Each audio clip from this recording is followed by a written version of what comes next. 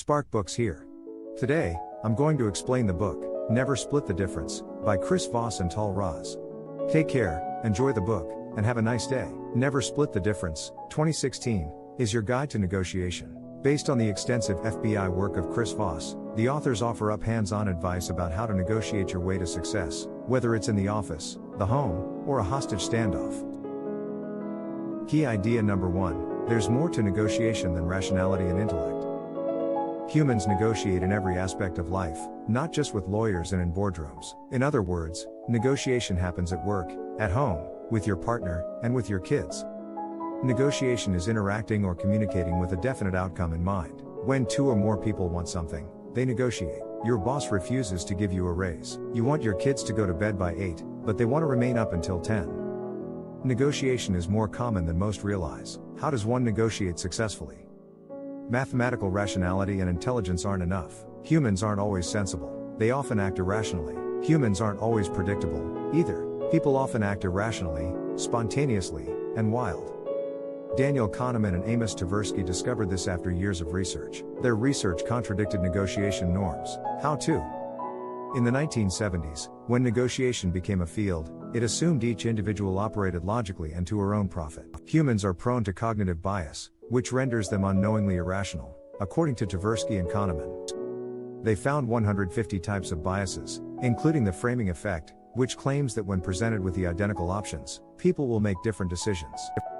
To be a successful negotiator, you must consider human nature. Learn how in the following sparks. Key idea number 2, successful negotiation requires trust and information. Good negotiators try to learn as much about the problem and their counterpart as possible. During this process, new information emerges, therefore success requires being flexible. You won't know what a hostage-taking terrorist intends or how he'll behave. He may be armed even though you were told he wasn't. He may feed you false information to mislead you.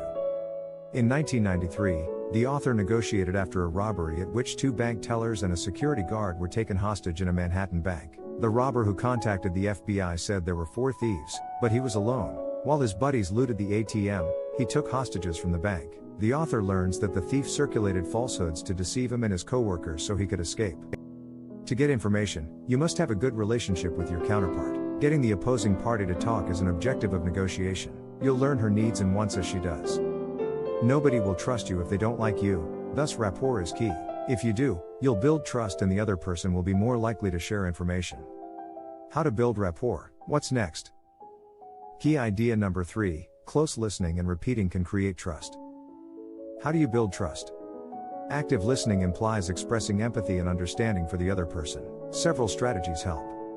Mirroring implies repeating what your counterpart says in an inquiring tone. Consider the bank robbery negotiation in Manhattan. Chris Watts demanded a car repeatedly. He said his driver stole his automobile. The author said, "Your driver was chased?" Watts said the driver fled when police arrived. The author's mirroring helped the FBI and NYPD apprehend the driver. Mirroring works, but why? Because it makes him feel like you're like him. Your opponent is human and will notice similarities. People like groups with similar features, just as animals. Doing so builds trust and belonging. When your counterpart trusts you, he'll communicate and find a solution. Richard Wiseman tested this strategy scientifically by having waiters accept customer orders. One group of waiters used mirroring, while the other used positive reinforcement like no issue and excellent. Waiters who replicated customer orders earned 70% more tips than the other group. Key idea number 4, voice tone can help negotiate. Have you ever been upset by someone's tone rather than what she said? Intonation and the human voice are important negotiation tools. If the other person is likely to feel irritated or apprehensive, use your late-night FM DJ voice. This steady, comforting tone will impress the other individual.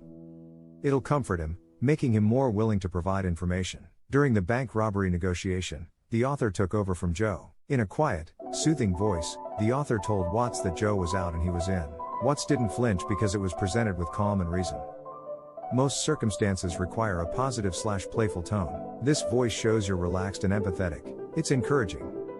Smile while speaking to bring out this voice. Your smile will come through in your speech even if your counterpart can't see it. In Istanbul, the author's colleague was surprised by his girlfriend's ability to negotiate with spice merchants. He immediately noticed she playfully pushed for better prices. Her approach attracted the merchants, who gave her a better offer. Try this at a market or store.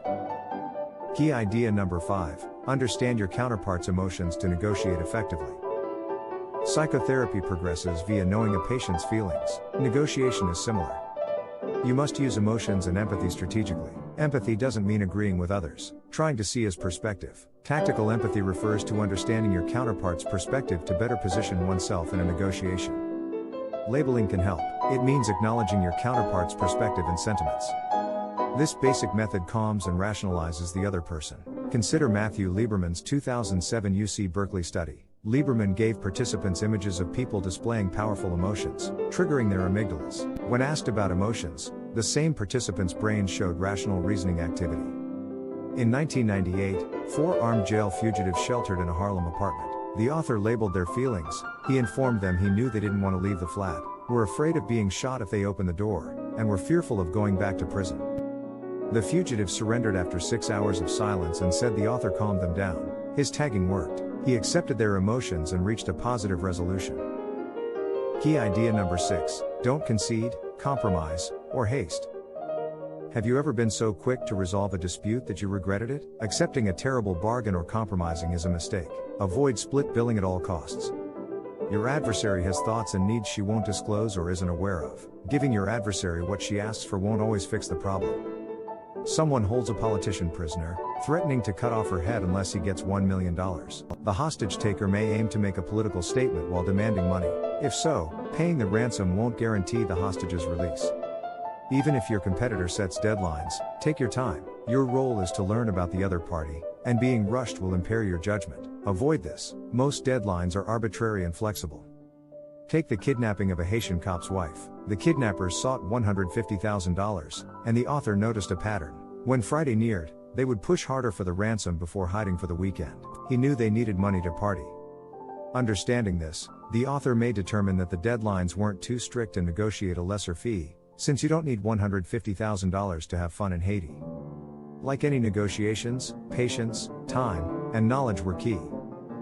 You may negotiate with your boss, your partner at home, or your neighborhood used car dealer by using a few easy strategies and knowing where the other person is coming from. Stay cool and build trust. To view more content like this, subscribe. Don't forget to like and turn on notifications. The channel really benefits from it. I appreciate you being here.